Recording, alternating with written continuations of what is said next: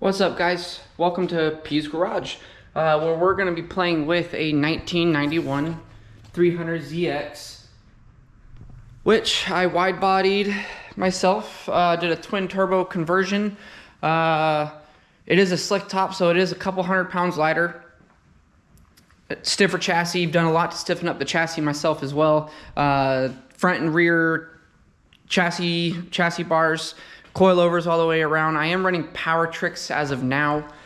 Today I am going to be headed in to use my lift at work because I don't want to work on the garage floor today. I do need to press out bushings and I don't have a press here, so that's probably the main reason why. I think it's going to be raining today. Let's find out.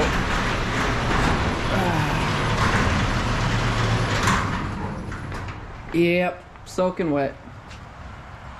Well, either way, if I get to work, I can crack this out hopefully in just a few hours. I don't have all day today, unfortunately, but let's get right into it, I guess.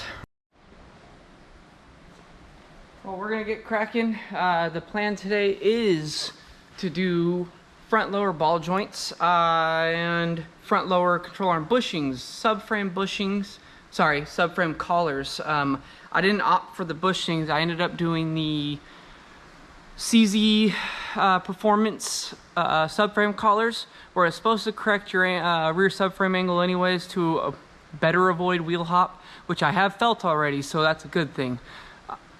With those plus transmount and diff bushings, I think I said that one, but hopefully we can get it all done today. And if we get it done in a good time, I also have exhaust gaskets I want to put in. I have the thicker boys because I got a small leak up front. Maybe not anymore, but definitely in the middle there's a leak, and I think I need to buy more for that one. But let's see if we can time lapse and get this thing cracking.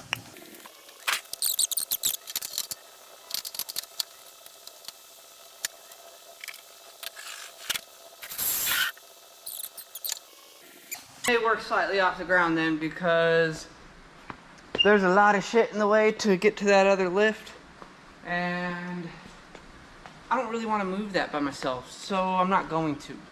I'd rather use slight advantage of the lift the front when I need to, or lift the rear when I need to, and work like that as opposed to moving all that shit. Look at all the goodies though. Front control arm bushings, the subframe collar, the trans mount, diff bushings. We'll see if we get to those. Not that it's not important, but if I can't lift it, I may not want.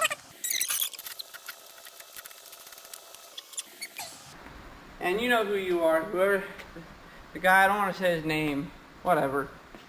Nito painted my car. You suck, man.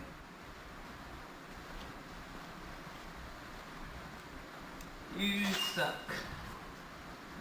And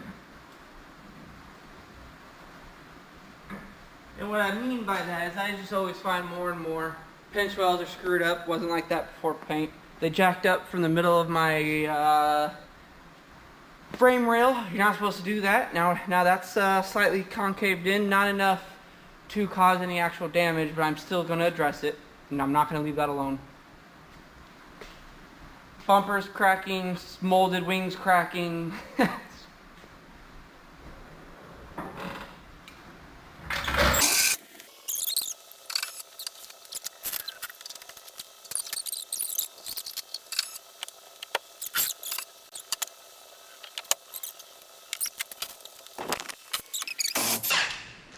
And this will be my last mention of the paint.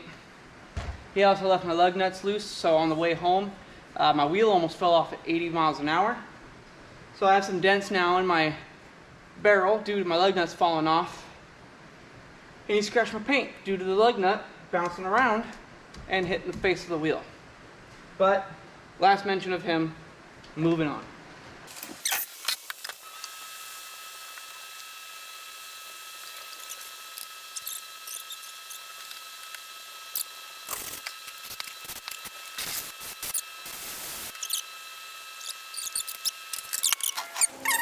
I am on full power trick suspension.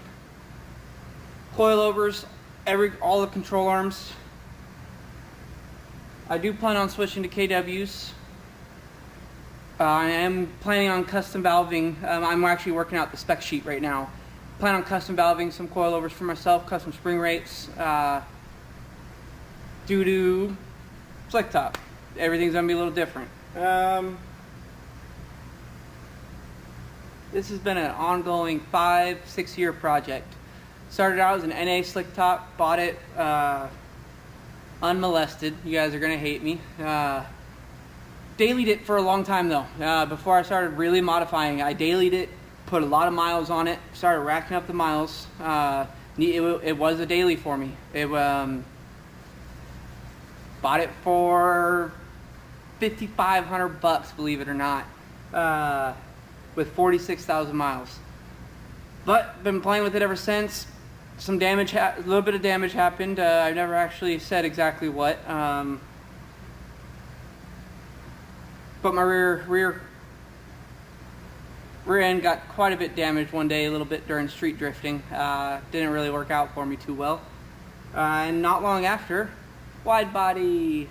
It is the PMZ wide body. It is a V1 kit, so the fenders are carbon fiber. Fiberglass.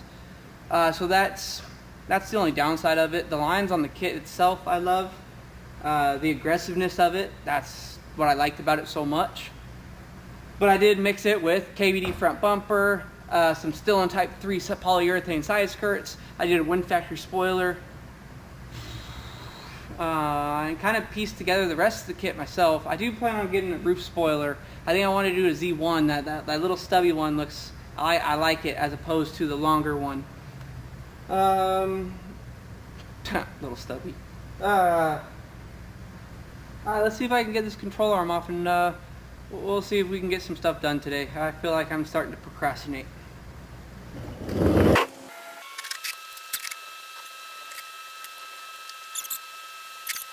Watch my ball joints be fine, motherfucker.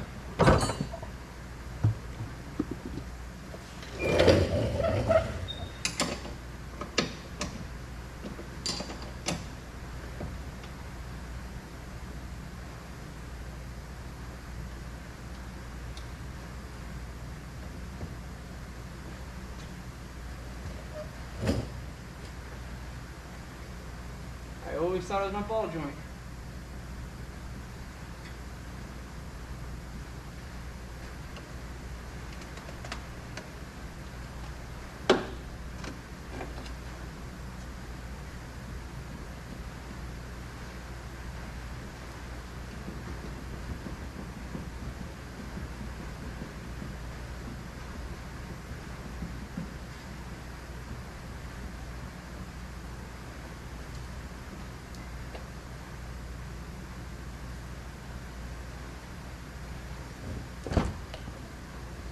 No bueno.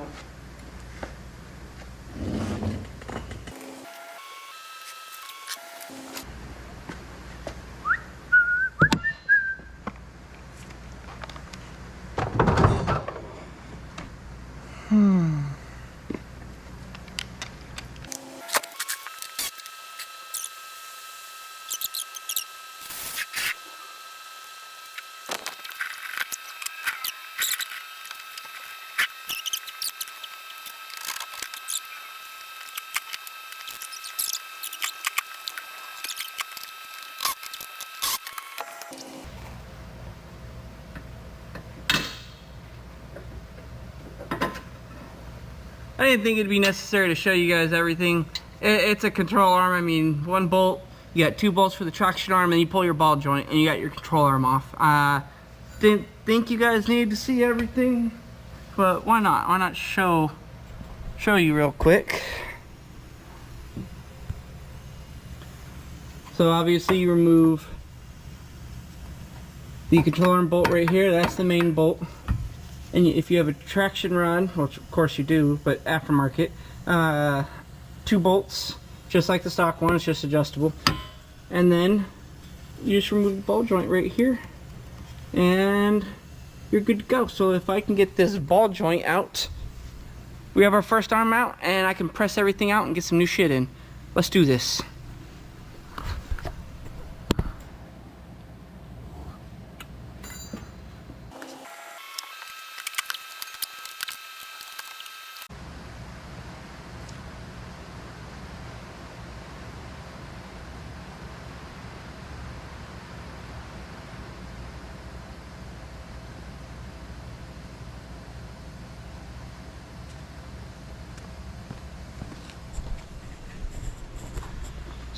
So I am in this building alone, and I swear I just heard whistling.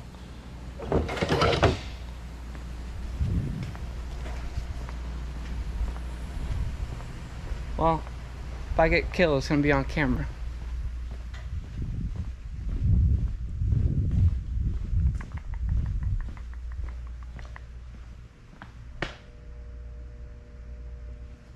Anyone here?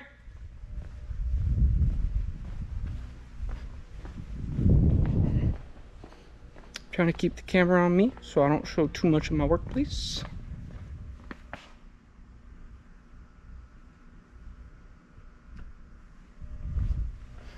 That's weird, man. I swear I heard whistling. Whatever. R&D office. So I guess I never said that. I said I work at KW.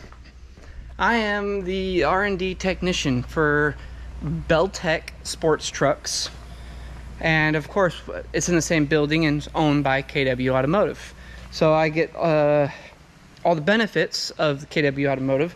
I started off building coilovers here and worked my way into R&D and became the R&D technician.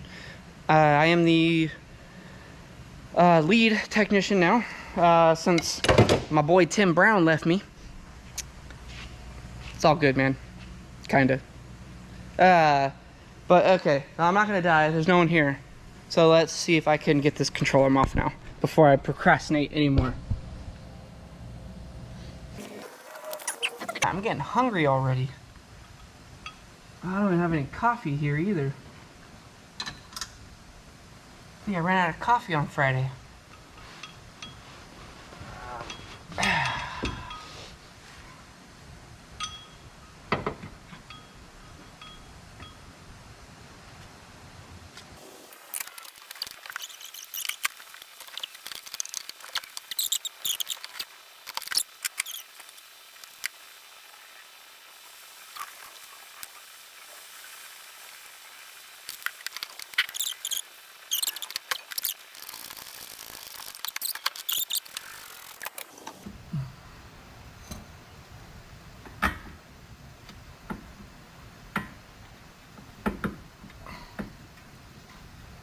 Now it's all slippery because the PB blaster.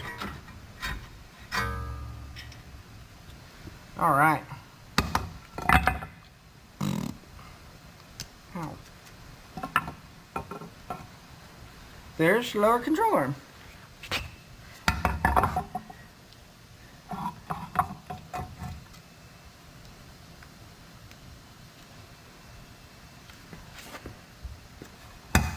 Shit.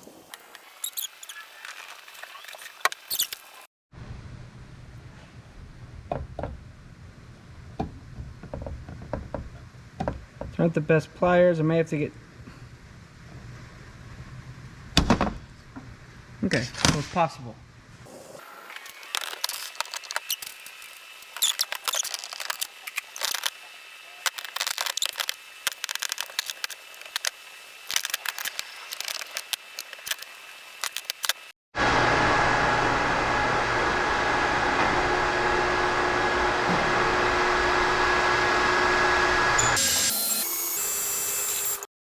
Alright, battery's getting ready to die, so I wanted to at least film some of this before it does.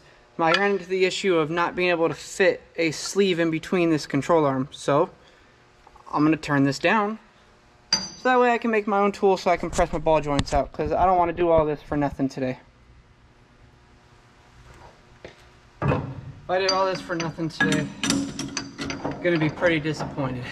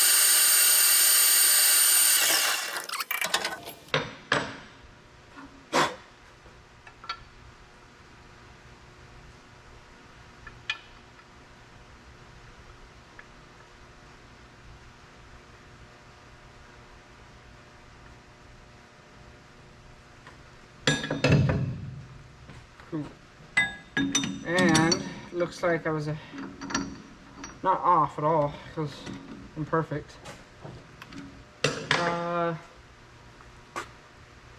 The ID needs to be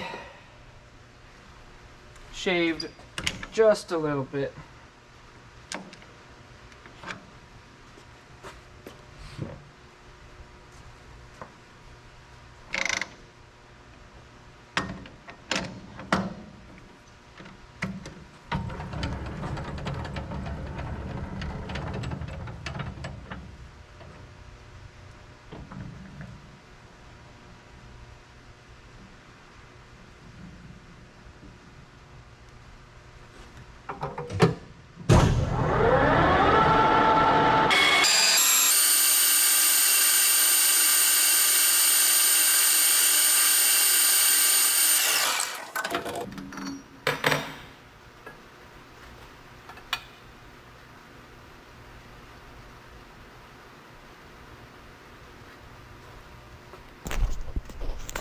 So let's try to press this out now. Okay, so GoPro did end up dying right after I did that machining. I was able to press in new ball joints. Again, I just had to machine that little cup so that way it did not... Ooh, what's that? Looks wavy on the bumper. Push out the ball joint. I had to machine that so that way I could push it out with it not scratching anything that it shouldn't. But back on the ground. Man, oh man. In the findings though, I may have to look into my upper control arms. Assuming that's what's bad, I'm rocking my arm back and forth to check the ball joints, because that's what I just did. And a lot less movement, so I did fix a lot. But upper control arm seems to be not tight somehow. If I rock it a certain direction, I can actually even spin one of the end caps. But that is with no load. So maybe that's my issue. I needed to keep load on it, but I need to check it at ride height then with load at some point. I can't get my hand in there right now. It's way too tight. But I think that's going to be it for today.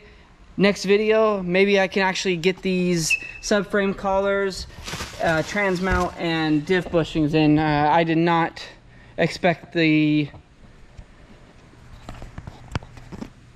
ball joint to fight so much, man. I just didn't expect to have to machine anything, given it didn't take that long, but I was already on a short time limit today, so I was hoping to move without fault, I guess.